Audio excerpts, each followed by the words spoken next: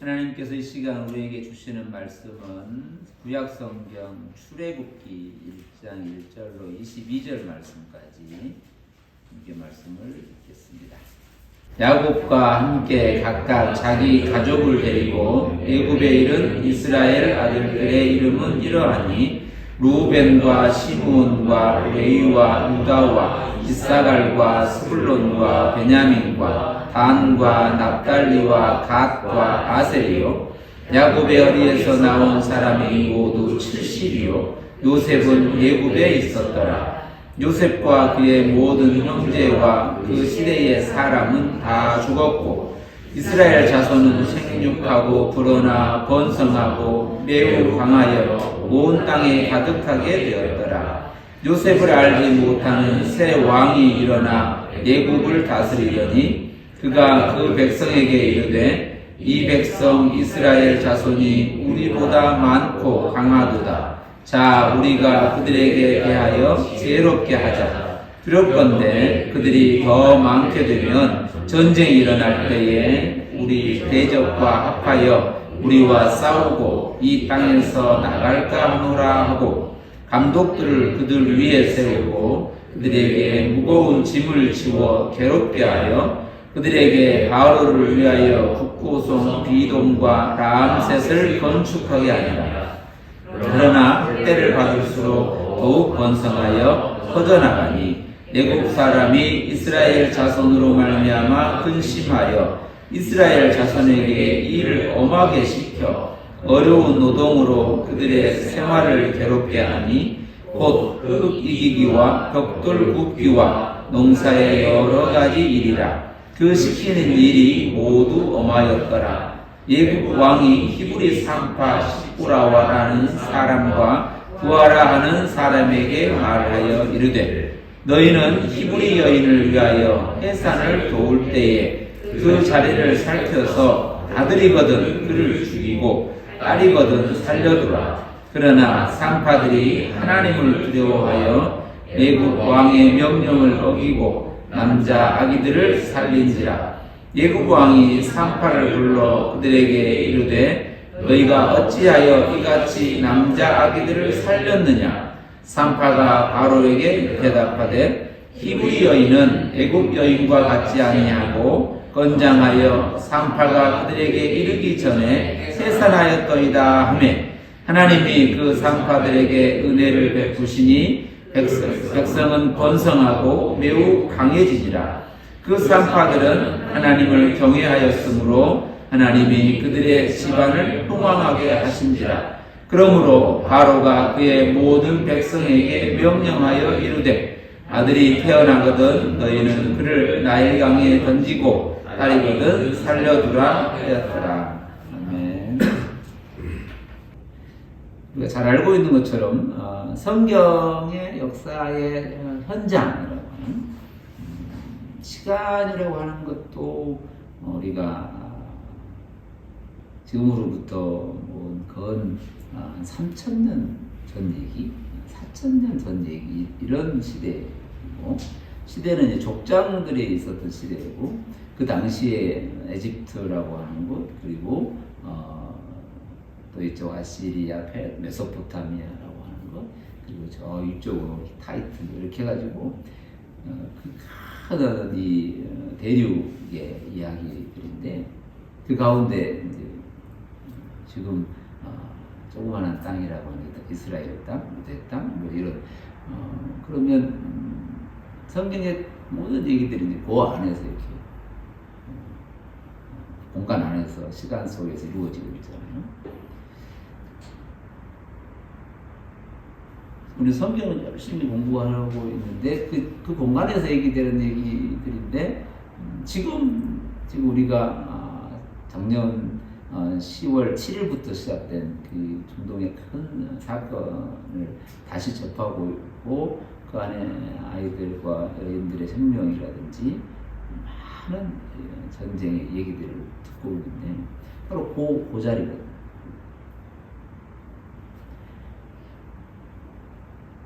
그런데 그 자리에 있는 이야기들이 지금은 이제 또 여러 사람들이 세력들이 또 참여하고 이래서 더 크게 확전되어지고 있고 심지어는 미국이나 유로까지 이렇게 참여하게 되고 거기에는 중국, 러시아, 온 세계가 지금 다 거기에 집중되어 있고 수많은 생명들이 살해되고 있고 이런 얘기죠.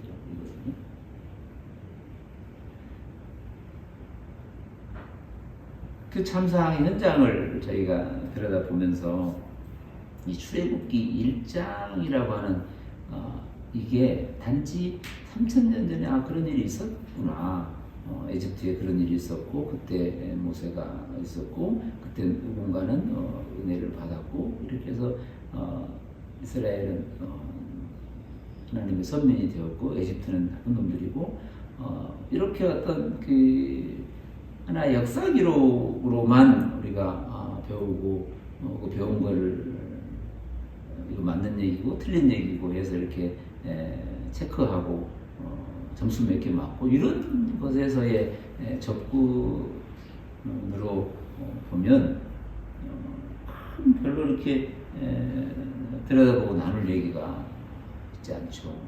그런데 자세히 들여다보면 오늘 이 중동에서의 사건이든 온 세계의 사건이든 더 나아가서 지금 우리나라의 이런 정치, 경제, 사회, 문화의 역사 내용이든 이걸 이렇게 기록해서 이 공간을 딱 떼서 대한민국이라는 공간을 딱 떼서 그것을 이렇게 분야별로 쭉 정리해서 또 사람별로 정리하고 정리해서 그걸 잘 모아서 딱 넣으면 여기 딱 맞아 떨어지는 거예요. 이게 출애굽기 얘기가 옛날 어떤 1500년, 1700년, BC 1700년 이런 때 얘기로만 붙여지는 게 아니고 오늘 우리 얘기거든요. 지금 우리가 눈으로 보고 있는 힘을 좀 가지면 힘을 빼앗길까 두려워하고 힘을 좀 가지면 저 힘까지 내가 가져와서 더 큰 힘을 가져야 되겠다고 이렇게 생각하고 그 힘을 어떻게 하면 더 힘을 갖는 데 쓰려고 하는 그런 모습들이 이 제국 속에 있잖아요.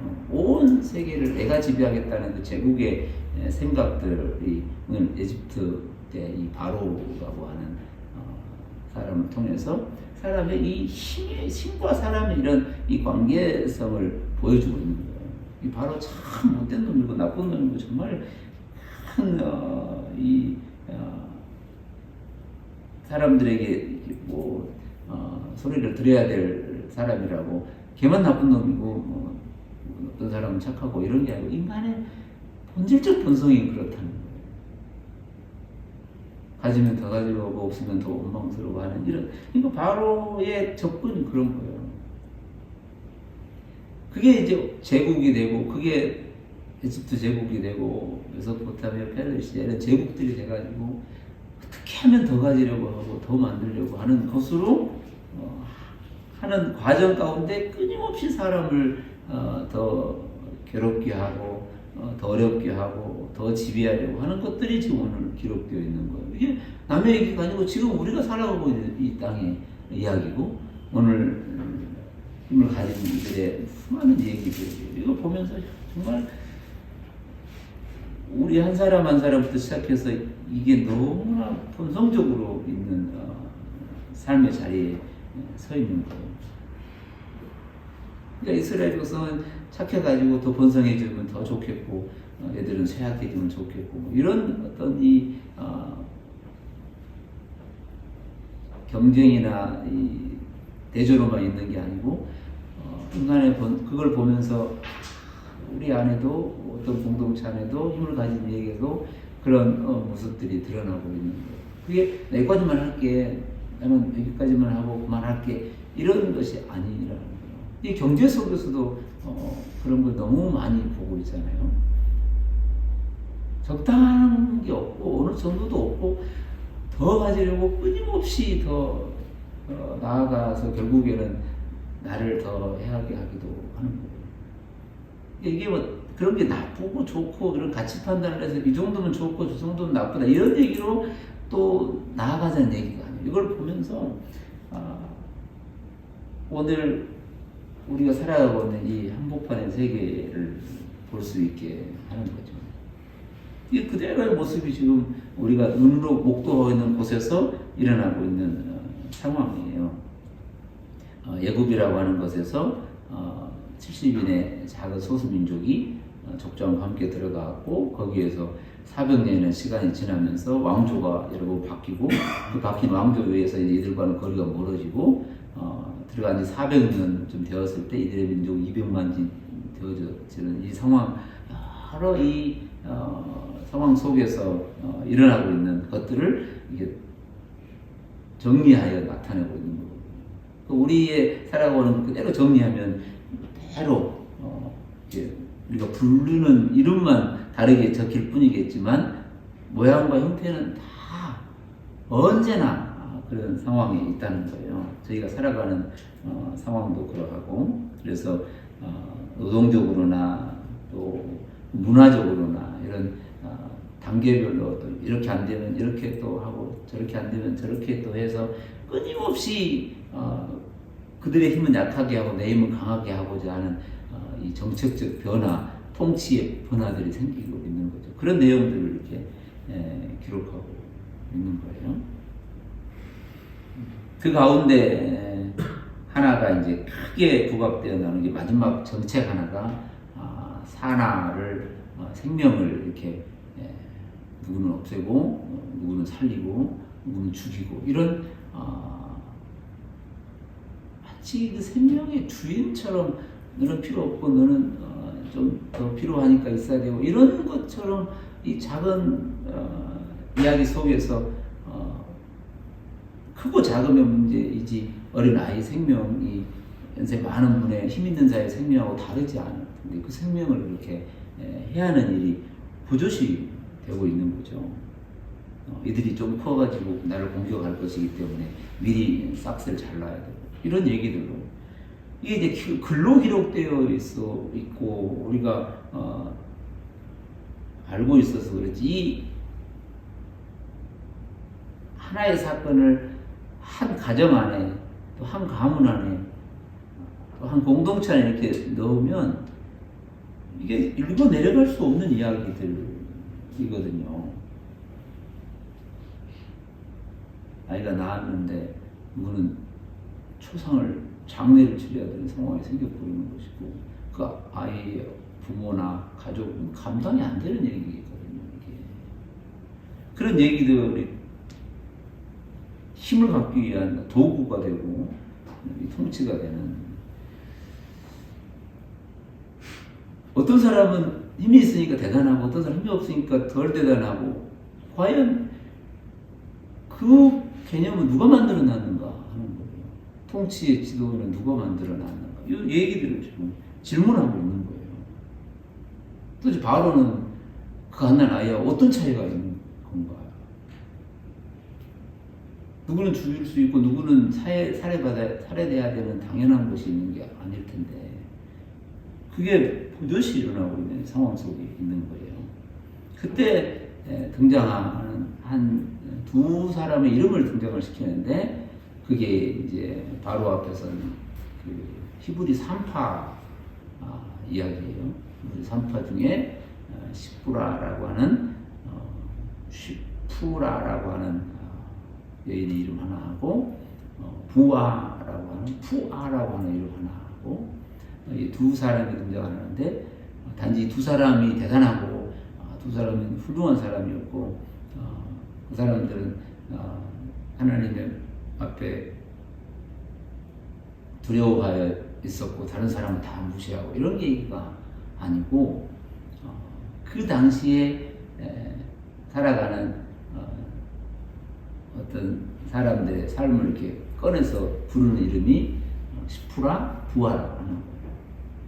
단지 3파 아이를 낳도록 도와주는 사람들이라고 하는 사람이라고 하는 뜻에서 직업이 고정되어 있고 사람이 고정되어 있고 민족이 고정되어 있는 얘기가 아니라 오늘 시프라라고 하는 부아라고 하는 그 이름 안에 담겨진 어떤 사람들인 거예요. 지금 이 세상 속에 조금 더 적극적으로 들여다보면 시프라라고 하는 부아라고 하는 그 이름 안에 이름을 넣어보면 오늘 지금 이 시대 한복판에서 서 있는 그리스도인 그리고 교회라고 하는 이 상황 속에 다른 걸 봐야 될 사람들, 다르게 봐야 될 사람들의 이름이에요. 그들의 손에 지금 생명이 걸려 있는 거잖아요, 지금. 명령은 그렇게 했지만 결국 실제적으로는 이들의 손에 지금 이 생명이 걸려 있는 형국으로 치어져 있거든요. 그 가운데 시푸라 부하라고 이름 자체의 뜻이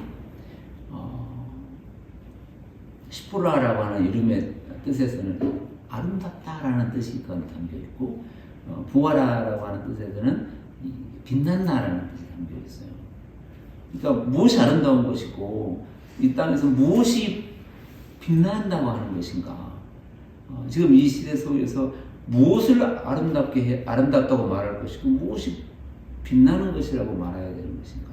오늘 그리스도인에게 적용해 보면 그리스도인의 궁극적 삶은 무엇이 아름다운 것이고 무엇이 선한 것이고 무엇이 빛난다, 밝게 빛나는 것인가? 이게 오늘 교회에게 던지는 질문이고 오늘 저와 여러분에게 던지는 질문이고 오늘 그리스도인에게 던지는 질문이에요. 저와 여러분이 이 땅에 살아가는 삶의 모양은 다 다르지만 그걸 이렇게 요약하고 점령하면 불려지는 그 이름이 시푸라 부하이고 그 다음에 그가 하는 일은 어떤 생명과 관계된 일이에요. 저와 여러분의 삶에서 여러 영역에서의 삶의 내용은 다 다를지 모르지만 궁극적으로는 이 생명에 관계된 문제거든요. 본질적 생명이 뭐냐? 오늘 그리스도인의 생명은 뭐고 영생은 뭐고 오늘 이 땅에 살아가는 사람들의 삶과 나의 생은 뭐냐? 오늘 3파로 부름받은 그 생명에 관계된 자로서 부름받은 시푸라 부하로서의 삶은 뭔가? 이게 오늘 저와 여러분의 이 험악한 이 전쟁과 폭력과 욕심과 욕망의 이 시대 속에서 또 똑같이 그런 욕망의 한 덩어리로 있는 거잖아요. 궁극적으로는. 그런데 그 속에서 이 시푸라 부하라고 하는 이름을 가진 자, 아름다움이라고 하는 것, 빛난다고 하는 이름을 가진 자, 그리스도인으로 불려진 자로서의 이 땅에 선존재가 된 거거든요.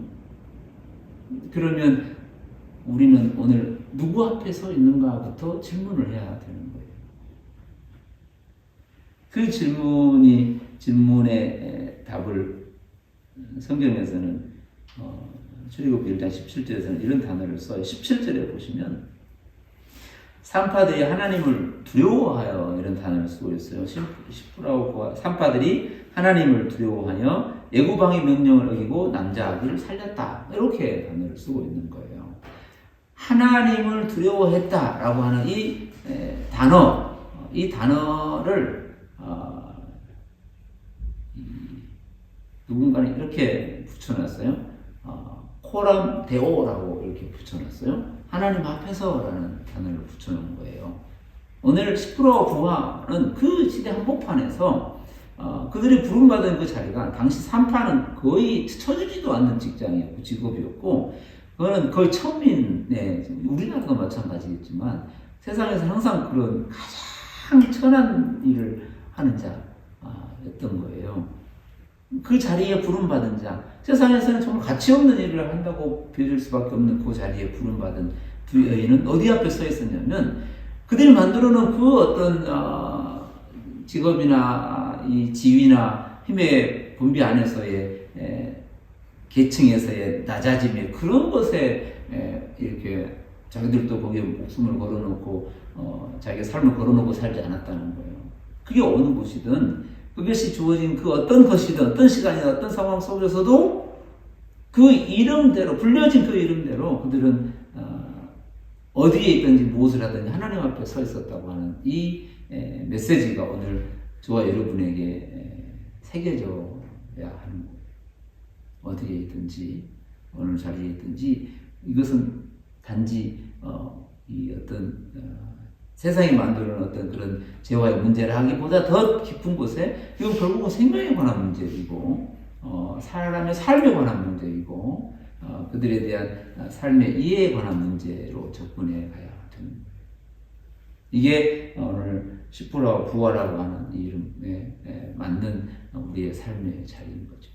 이게 이제 두려워했다라고 무서워했고 하나님 무서워가지고 안 하면 큰일 날 것 같고 내가 이렇게 안 하면 하나님 불을 내리고 뭐 이런 측면의 두려움이 아니고 이게 경외라는 단어가 있거든요. 이 경외 안에는 우리 지금 말로 표현하면 그 하나님 앞에서의 삶이 곧 예배라고 하는 이게 곧 하나님 앞에 들려지는 예배의 그 내용이라고 하는 거예요. 무엇을 하든지 어떤 형태는 예배고 이건 예배가 아니라는 게 아니고 넌 무엇을 하든 이건 하나님 앞에 올려지는 예배, 제사 그게 경외의 단어에 담겨 있는 거예요. 오늘 저와 여러분의 삶의 그 자리가 바로 이 하나님 앞에서의 드려지는 것을 어느 순간에서든 기억할 필요가 있는 겁니다.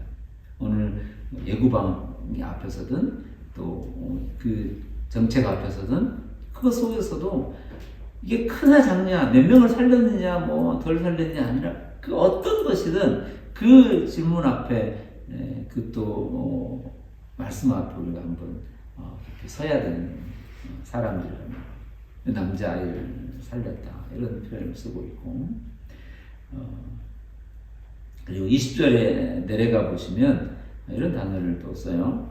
그들은 하나님 앞에 경외함으로 서 있었고 20절에 보면 하나님이 그 산파들에게 은혜를 베푸셨다 이런 단어를 쓰는데 이 은혜를 베푸셨다는 이 단어가 우리가 보통 써왔던 그런 은혜의 단어가 아니고 여기 단어는 그것이 그렇게 비록 작아 보이고 눈으로 보여지기는 이게 한 명을 살리고 덜하고 이게 얼마나 대단한 큰 역사를 만들었는가 뭐 이게 많이 핏다이 같은 그 한 아이의 그것이 세상에서의 무슨 큰 반영을 일으켰는가. 지금 중동당 그곳에서 어린 아이 하나가 그렇게 목숨을 잃어가는 그 처참한 누구 대통령 되고 누구 뭐 국회의원 되고 뭐 이러고 그거하고 사실 이해도 커 보이고 그거는 아무렇지도 않는 그냥 있다가 사라지는 안개같고 풀 같은 것으로 치부되어지고 누구도 그 이름도 알지도 못하고 그게 사람도 잘 모르고 그냥 있다가 없어지는 정도밖에 마치 먼지로 왔다가 먼지로 사라지는 것 같은 그런 모습의 한복판에서 오는 그 생명이라고 할 수도 없고 아닐 수도 없을 정도로 불려지는 그 이제 갓 태어난 아이의 생명이 그냥 지금 우리가 3천년 지난 지금의 그 아이를 기억한 것도 아닐 것이고 몇 명을 어떻게 했는지도 기록도 없는 정도로 그렇게 생명이 앗아가는 그 자리에 한 명 했다고 뭐 그만이고 안 했다고 누가 뭐라 하지도 않고 몰래 했으면 그만 이렇게 다 가면 끄적없이 그렇게 가면 정말 생명 존중이라는 건 사실 의미가 없어져 버릴 정도이잖아요.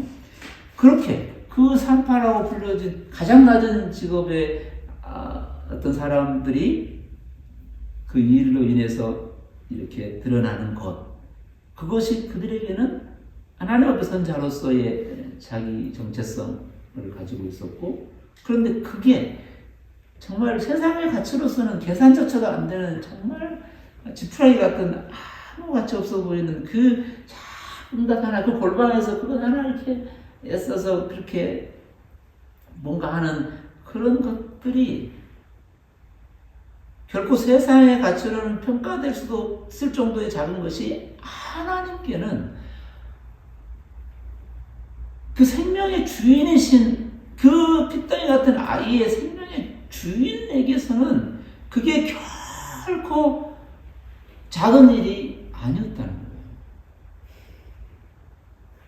누가 큰 제국을 만들어서 이렇게 했느냐 거기에 관심이 아니라 그 하나의 생명이 어떻게 다루어지고 있고 어떻게 그게 관계되어져 있고 서로에게 영향을 미치는 그 생명의 관심에 있었다는 거예요.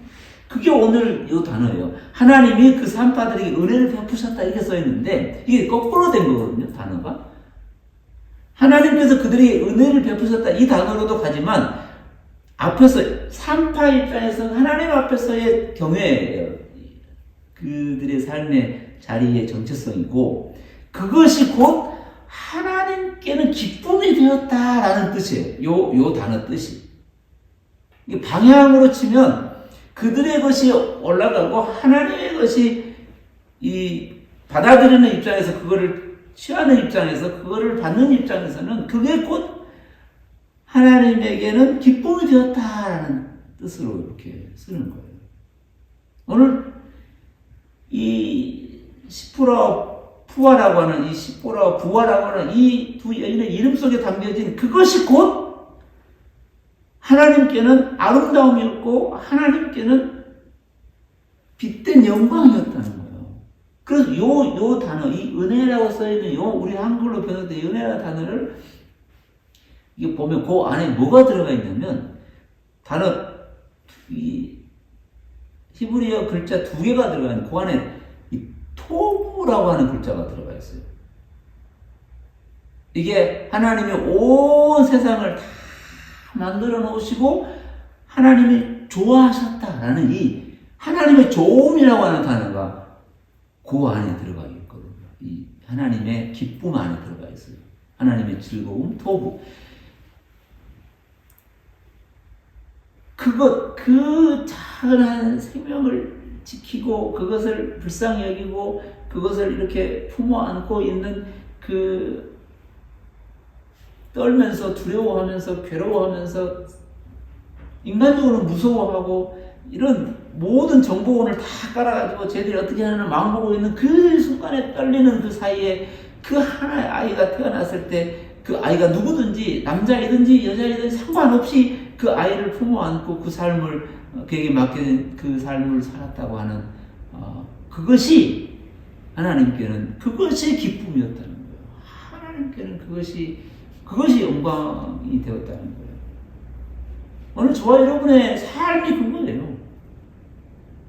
큰 일을 했느냐 안 했느냐의 관점이 아니라 오늘 그 하나의 그 속에서 하나님이 내게 주신 그 삶의 그 하나하나의 부스러기 같은 그 삶, 때로는 하나의 도시락같이 있다가 없어질 것 같은 그런 삶, 그것이 곧 하나님께는 우리 전 인생 속에서 그것 하나하나가 우리 인생을 만들고 우리 인생을 받으시는 하나님의 기쁨이라고 하는 거예요. 이게 오늘 저나 여러분의 삶의 자리에 우리에게 베풀어 두신 하나님의 은혜의 장이라고 하는 거예요.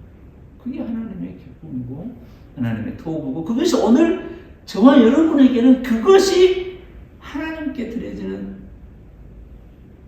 예배고 그것이 오늘 저와 여러분에게는 행복이라고 할 수 있습니다. 오늘 이 말씀 앞에 저나 우리 모두나 다 내 자리가 어디인가 한번 새겨봐야 되고 또 우리의 삶을 놓아봐야 되는 거예요. 그리고 부름받은 시프라와 부하처럼 연약한 그대로 있지만 우리가 어디든지 그 하나의 생명에 대한 존중